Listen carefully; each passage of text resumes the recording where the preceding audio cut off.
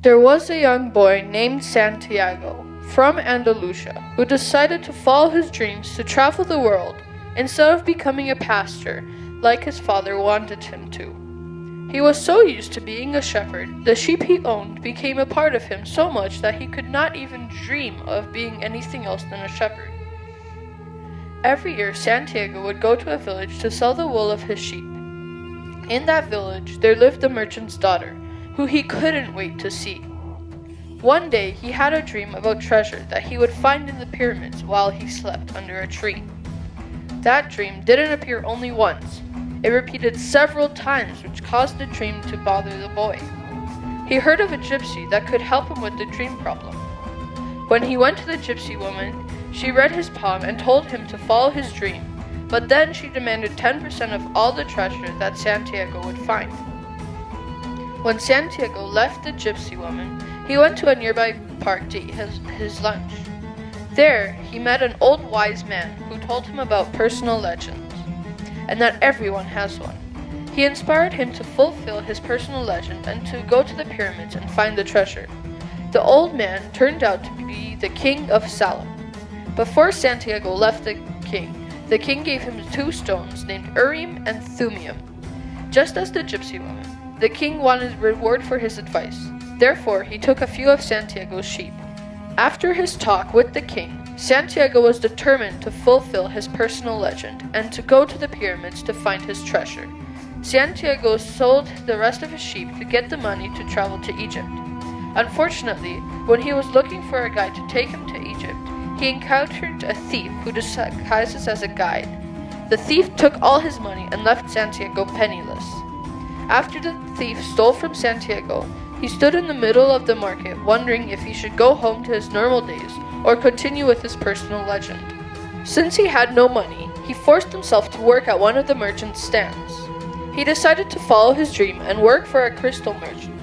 After having great marketing ideas and working for over a year, he had enough money to continue his personal legend. Santiago joined a caravan that was going to cross the desert. In the caravan, Santiago met an Englishman that was interested in alchemy. The Englishman was crossing the desert to go to the oasis where a mighty 200-year-old alchemist lived. That alchemist could turn any metal into gold.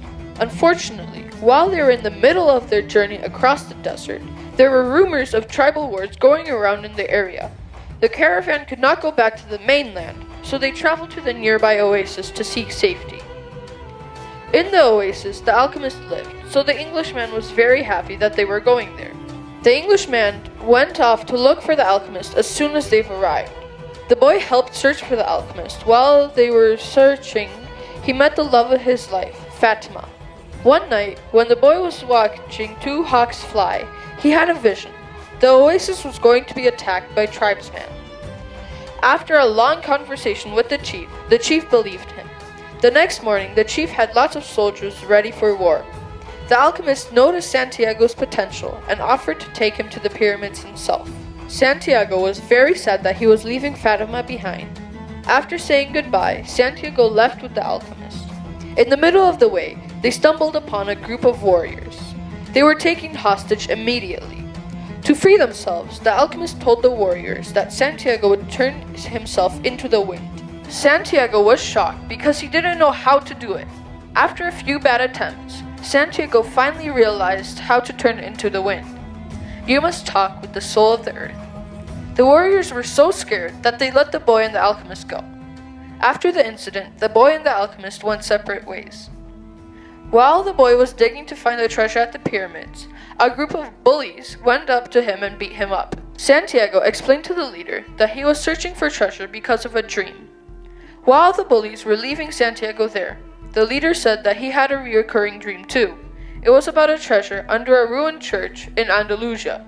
But the bully never went there because he claimed himself to be not so stupid to go halfway through the desert for a hidden treasure that's probably fake.